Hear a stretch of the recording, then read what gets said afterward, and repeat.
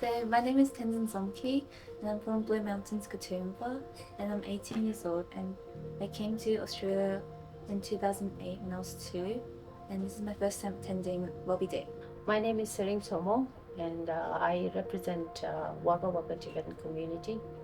I came from India last July, so it's been a little over a year here in Australia. I'm quite new. Hi, my name is Denzel Abdel. I live in Sydney. I'm currently studying Bachelor's of Biomedical Science. My name is Sanit Pama, and I'm currently living in Campbelltown, also pursuing my first year bachelor's degree. What I want to achieve is to gain more experience and wisdom and knowledge about how to advocate for my country. I would like to see the Australian parliamentarians doing more on Tibet, take concrete actions.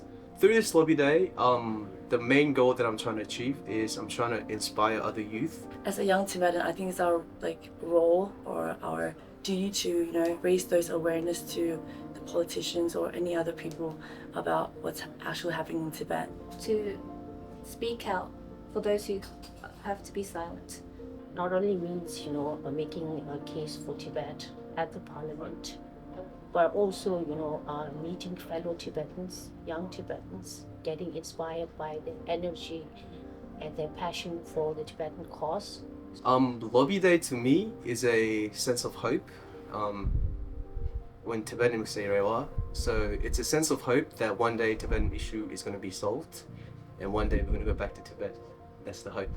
And then for Lobby Day, that's a chance to do that for them.